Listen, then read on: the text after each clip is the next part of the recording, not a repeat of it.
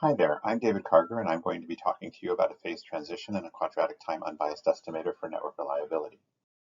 The network reliability problem posits an undirected graph G whose edges fail independently with probability P. Your goal is to compute the probability, which I'll denote by UG of P, that G is disconnected by these edge failures. Now, speaking literally, this should probably be called the unreliability problem, but they're obviously closely related.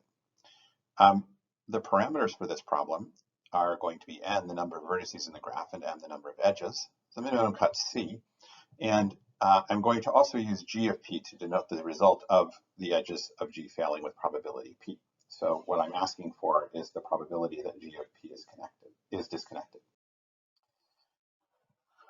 This problem was shown to be sharp P hard by Les Valiant when he originally defined the complexity class.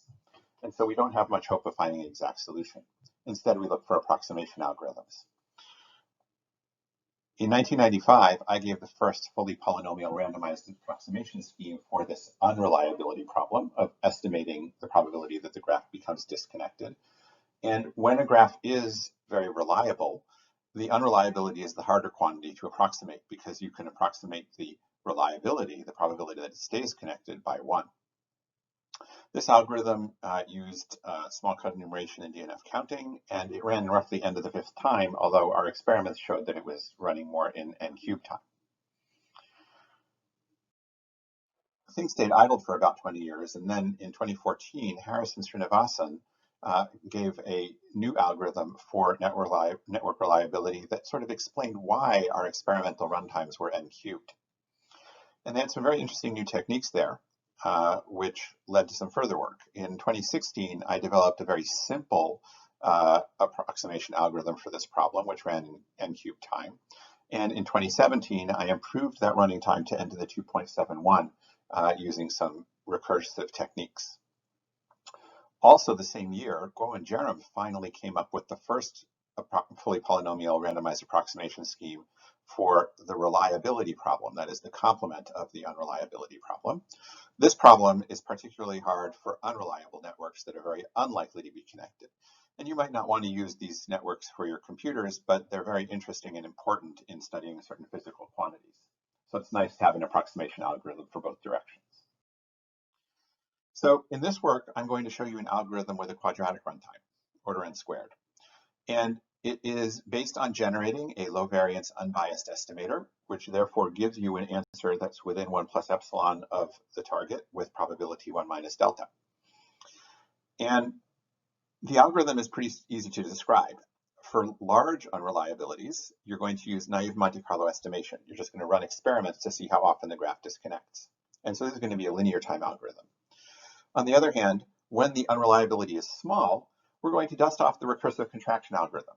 This is a pretty well-known algorithm for finding minimum cuts in a graph, but it turns out it can also be used to find the reliability. You essentially sample 2 independent contractions of the graph to about n over square root of 2 vertices, and then for each of those contractions, you recursively estimate the reliability of that network. And if you set parameters properly, the average of these 2 estimates gives you an estimate for the original unreliability. And we already know that the recursive contraction algorithm has an n squared runtime. And besides being faster, this paper presents a clearer and simpler analysis of what's going on than the Karger 17 algorithm. And in fact, and you put these 2 things together, naive Monte Carlo and the recursive contraction algorithm, it's the small unreliability that forms the bottleneck and gives you an n squared runtime overall. Now, in fact, in this paper, pretty much all of the algorithmic stuff is inherited from the previous work. And the focus here is on the analysis. What this paper provides is a much deeper understanding of how the reliability of a graph evolves as you vary the probability P, and an analysis of how you can leverage that evolution in order to prove this n squared running time. So as I said, this algorithm is based on an unbiased estimator. The idea of an unbiased estimator is that you have some algorithm which generates a random variable whose expectation is the quantity that you actually want to measure. And so you can measure the quantity by sampling the algorithm, by running it and looking at the output value. And that gives you an estimate for the target quantity. The accuracy of this estimation is determined by the variance of the output of your algorithm. In particular, the relative accuracy is determined by the relative variance, which is the ratio of the variance to the square of the mean. And if you want a better accuracy, you can get it simply by averaging multiple samples, because we know that averaging k identical independent samples reduces the relative variance by a 1 over k factor. And so using some standard techniques of averaging and taking medians, you can turn any unbiased estimator into a fully polynomial randomized approximation scheme. And what's quite nice about it is that you don't need to estimate, you don't need to worry about epsilon and delta and how do you track them through your algorithm. You just control the relative variance and you immediately get an FPRAS. And the runtime is, roughly speaking, the cost of a single sample times the relative variance of the sample that you get. Since the quantity we want to estimate is in fact a probability, the most obvious method for doing so is what's known as naive Monte Carlo estimation. We simply run the experiment of deleting edges with probability p and have an indicator variable, which is 1 if the graph is disconnected. The expected value of this indicator variable is precisely the probability we want to estimate, so the indicator variable itself is an unbiased estimator. We can obviously construct one sample of this indicator variable in linear time. If we want to take multiple samples, then a technique of sparsification that I described in a previous paper can reduce the time per experiment to roughly order n after a linear amount of preprocessing. So this gives us a fast unbiased estimator. Its relative variance is roughly 1 over the quantity we want to estimate. And that means that we need roughly that many samples in order to get a good approximation to the unreliability, which means that if the unreliability is large, say bigger than a half, then the time to estimate it is roughly linear. In other words, as long as our probability is larger than the breakpoint, where the unreliability is exactly a half, we have a fast and accurate unbiased estimator. So all the work and the remainder of this paper is dedicated to understanding what to do if the probability at which you want to estimate things is smaller than the breakpoint and the graph is unlikely to be disconnected. So the problem with naive Monte Carlo is that it decides completely to keep or delete different edges. It's an all or nothing decision, which fully commits to either connecting or disconnecting the graph. We're going to use a different estimator that is quite similar, but hedges its bets a little bit, which allows it to avoid having such large swings in outcomes. So here's a different way to describe the same experiment. Instead of failing the edges all at once with probability p, we're going to take them in 2 steps. First, we're going to weaken the edges with probability q, and then we're going to delete only the weak edges with probability p over q. And we'll have our indicator variable equal to 1 if the resulting graph is disconnected. Now, so far, this is exactly like, this is just another way of constructing g of p. But now, we can look at what happens we can rephrase this experiment and look at what happens after the first stage. So here's an equivalent construction. We're first going to weaken and delete the edges with probability q, and we're going to contract the resulting connected components of the edges that are not weakened, not deleted. Then we'll restore the deleted edges. And this will produce a graph, which I'll call H. And I'll say that this graph H has been generated as G of Q. It's been constructed by deleting edges of probability Q and contracting what remains. In this graph, which consists of only the weak edges, I will delete edges with probability P over Q. And so this will result in a new graph, H of P over Q. And of course, H of P over Q is just G of P, so it's disconnected if and only if G of P is. But let's think about that graph H. Because it's disconnected the same way, what this tells us is that the indicator variable for the disconnection of H averaged over all possible H's is the same as the indicator variable for the disconnection of G. That is, they have the same probability. And therefore, the unreliability of G is equal to the expected value of the unreliability of graph H when we use this different sampling probability P over Q for the edges in H. In other words, UH of P over Q, the unreliability of H at this probability, is itself an unbiased estimator for the unreliability of G. And so now we have an algorithm for estimating the unreliability of G, which is to compute the value of the unreliability of H. Now, of course, this is the same problem, and so we're going to solve it recursively. But after the recursion returns, we will have our estimate for the unreliability of G.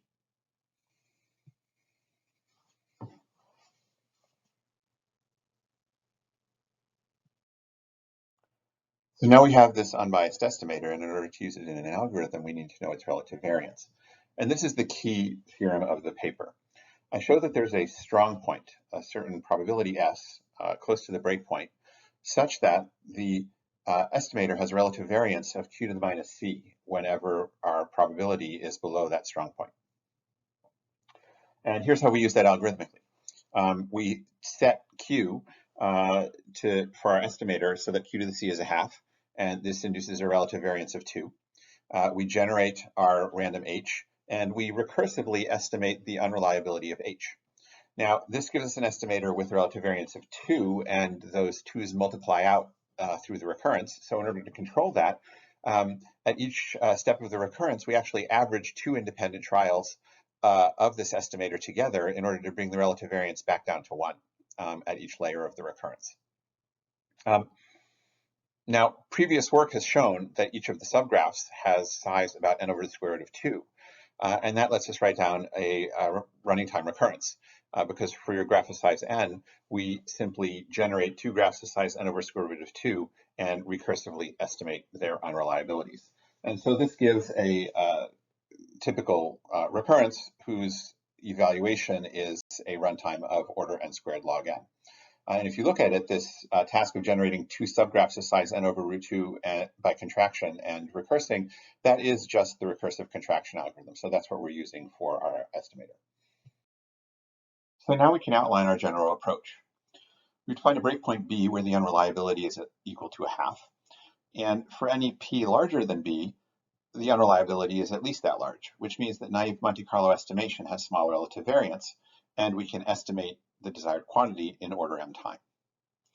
I've also defined a strong point S, which is slightly below B, and we will prove that when P is smaller than S, the estimator U sub H of P over Q, the unreliability of graph H at a slightly different failure probability, where H is generated from G by deleting edges of probability Q and contracting the components and then putting the edges back, that estimator has a relative variance of Q to the minus C.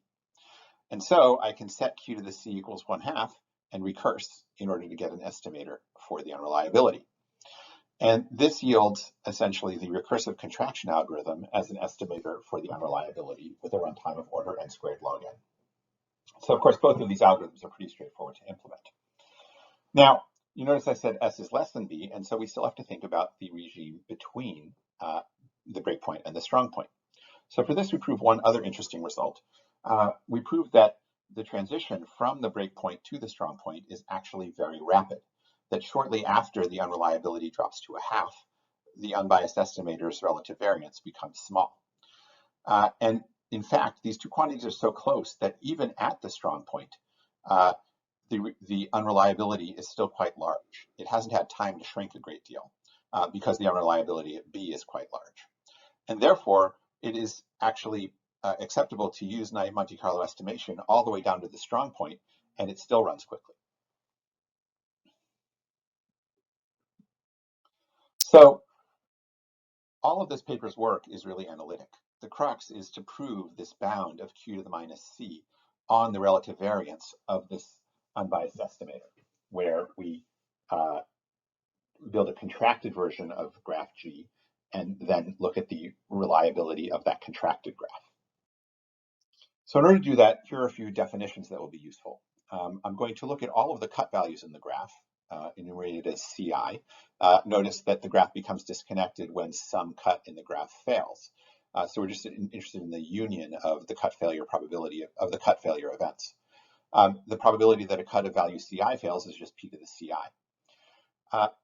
In addition to the union, we're also going to look at the sum. If I sum the P to the CI quantities, this gives me what's known as the partition function, and this is the expected number of failed cuts in the graph. I'm also going to define something called the parability function.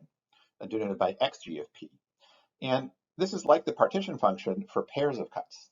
It's the expected number of pairs of cuts that fail. A pair of cuts fails if the union of their edge sets fails. Now, that pairability function is in fact just the second term of the inclusion-exclusion formula for the union of the failure events, right? So in particular, we know that the unreliability is less than the partition function because of the union bound. The probability of a union events is less than or equal to the sum of the probabilities of the individual events.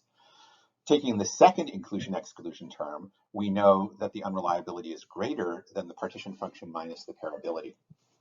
So the main thing that we prove in this paper is that below the strong point, the pairability is negligible. It's much smaller than the partition function.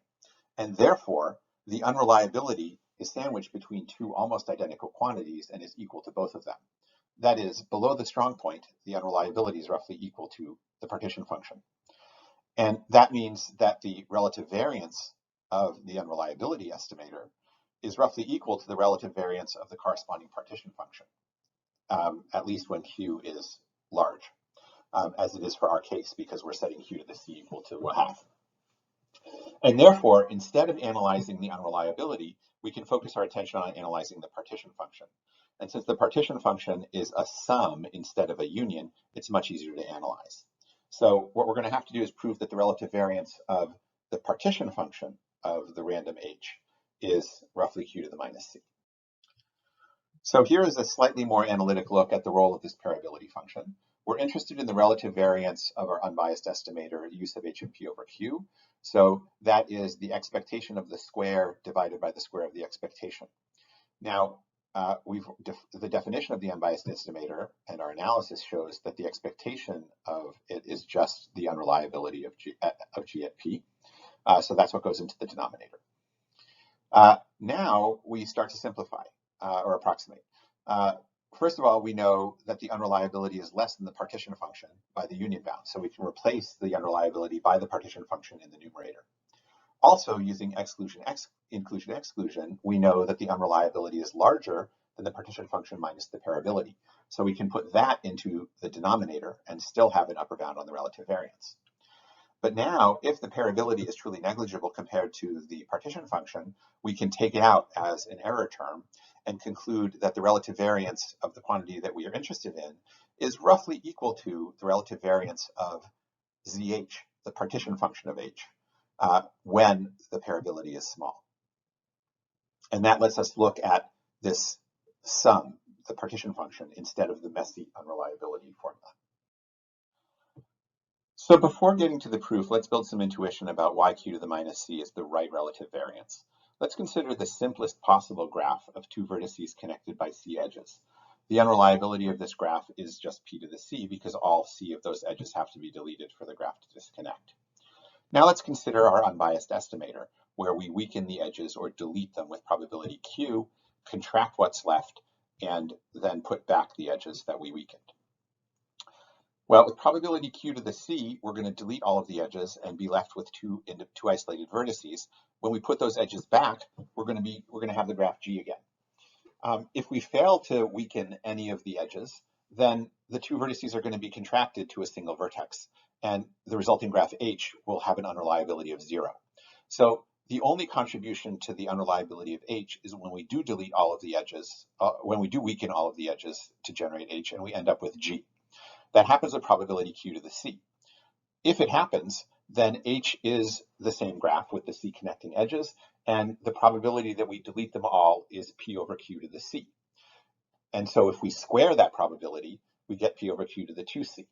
We now multiply that by the probability that we get this graph H, and this yields overall a value of P to the 2C over Q to the C for the expected value of the square of the unreliability of H. At the same time, we know that the unreliability of G is P to the C, and so when we square that and divide it out, we're left with exactly this relative variance of Q to the minus C. Now this is great for a graph with two vertices. The intuition extends to any graph if we assume that the probability P is really tiny. Because if P is really small, then in G, only minimum cuts are going to fail. Any other cut with more edges is relatively so unlikely to fail that we can ignore it. And by the same argument, only one of the minimum cuts is going to fail because having two fail requires the failure of too many edges. So the dominant term in the unreliability is given simply by the failure events for the individual minimum cuts. And if you have k minimum cuts, then the failure probability is just about kp to the c modulo some lower order terms or higher order terms. And this is also the value of the partition function modulo some higher order terms. And if you think about it, this is saying that the unreliability is happening through k independent, essentially independent cut failure events. And we know that if you take independent events, their variances add.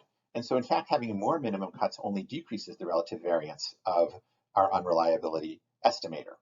And so the relative variance of our estimator is going to be smaller than q to the minus c in any graph as long as p is really, really tiny.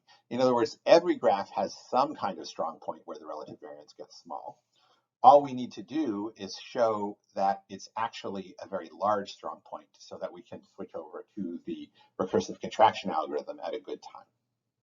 So as I argued a couple of slides ago, if the pairability is small compared to the partition function, we can replace the unreliability by the partition function. And so it's sufficient to bound the expected square of the partition function instead of the unreliability. But the partition function is a sum of cut failure probabilities of cuts surviving in when we delete edges from graph H. And so the cross terms involving two different cuts that arise from squaring the sum correspond to pairs of cuts failing. And those are going to be negligible when the pairability is, since the pairability estimates the number of pairs of cuts that fail. So what's left in this case is just the terms in the square of the partition function from the individual cuts, which is just the square of the individual cut terms. And so this takes us back to the analysis we just did looking at independent cuts, where the contribution from an individual cut is just the probability that that cut fails times the square, the probability that that cut appears in H times the square of its failure probability in H, which is p squared over q to the ci power. And as you can see, this is decreasing with ci, and the largest contribution to the sum of squares is going to come from the smallest cuts, the minimum cuts. Furthermore, as we argued before, if we have more of these cuts, incorporating them into the sum just reduces the overall relative variance. And so the worst case continues to be a graph with just one cut, which is the minimum cut. And so we can conclude that the relative variance is q to the minus c, as we saw for the two vertex graph. Now, of course, the exact analysis takes some more math, which you can find in the paper, but this is the whole idea. So the key in our approach is showing that this pairability function is small for p less than some suitable strong point s. In order to do this, we factor the pairability function. It's a sum over pairs of cuts, but we break it out one cut at a time. And we can see that the inner term in this summation is just the expected number of other cuts that fail conditioned on the failure of cut I. Therefore, the pairability is small when for each cut I, conditioned on its failure, the probability any other cut fails is small. And we're going to bound this probability by determining the expected number of cuts other than I that fail when we condition on I itself failing. So how do we show this conditional bound on expected cut failures? We use an old technique based on the contraction algorithm. This is a well-known simple algorithm for choosing a cut from a graph, where you randomly contract one edge at a time until only two vertices remain, and you output the cut that has been produced by those two vertices. And this has been used as an analytic technique to give various bounds on cuts. In particular, if you prove that each cut I survives the contractions with some probability pi, then since the contraction algorithm only outputs one cut, it follows that the sum of these PIs can be at most one.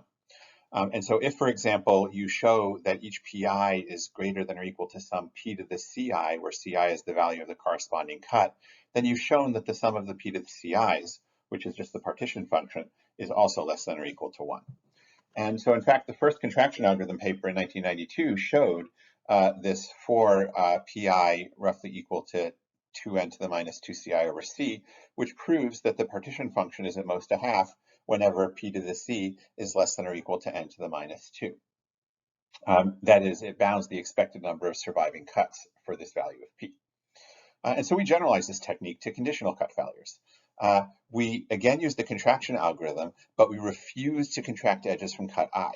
And so when we get down to 3 vertices, we're essentially left with cut I and one other cut, and we bound the probability that each other cut other than I survives. And we show that at least for a certain, we know by the same reasoning as for the original contraction algorithm that the sum of these probabilities is at most 1. And so by choosing an appropriate S, we can show that this sum is at most 1 when S satisfies being slightly less than the breakpoint B per the highlighted equation here. And this bounds our pairability as being less than the partition function whenever P is less than this strong point value. So there's one thing left to do, because we've now shown that above the breakpoint naive Monte Carlo works and below the strong point the recursive contraction algorithm works. But what about in between? Well, we leverage the closeness of the strong point to the breakpoint. We've just shown that the strong point is only a log squared n factor smaller than the breakpoint. And so we're going to show that as P shrinks from the breakpoint to the strong point, it can't change the unreliability very much. In particular, if you think about it, since the ratio of the C power of the strong point and the breakpoint is log squared n, that means is that we change from the breakpoint to the strong point, the failure probability of a minimum cut only changes by log squared of n. So you might hope that actually the unreliability only changes by a log squared n factor because the min cut failure probabilities are only changing by a log squared n factor. Unfortunately, the unreliability might not only come from the min cuts. There may be many large cuts that are contributing to the unreliability of the breakpoint, and perhaps, and if that happens, then maybe the unreliability shrinks a lot faster than log squared of n, and we end up with a small unreliability at the strong point. But what we do is prove that, in fact, at the breakpoint, the contribution of the small cuts has to be substantial, so our argument works. So the argument for a large contribution from small cuts seems a little bit circular, but it works. We think of the graph G as a sort of evolving over time. We've got this edge failure probability P, and as we decrease the failure probability from 1 to 0, more and more edges survive. And so in this time, suppose that the small cuts of G all vanish. They're all destroyed by the arrival of edges long before P reaches B. Well, in that case, you've got a graph G that has no small cuts, and such a graph is extremely reliable. And that means that it becomes connected very quickly after that, still before reaching the breakpoint B. And this violates the definition of the breakpoint because the graph is still supposed to be connected with probability half when you get to the breakpoint. So this shows that there have to be a lot of small cuts still present in the graph, even as you get close to the breakpoint B. And if they're present at B, then since the strong point is very close to the breakpoint, those small cuts are also still going to be present at S. And that means that they're going to contribute substantially to the partition function and therefore the unreliability at S.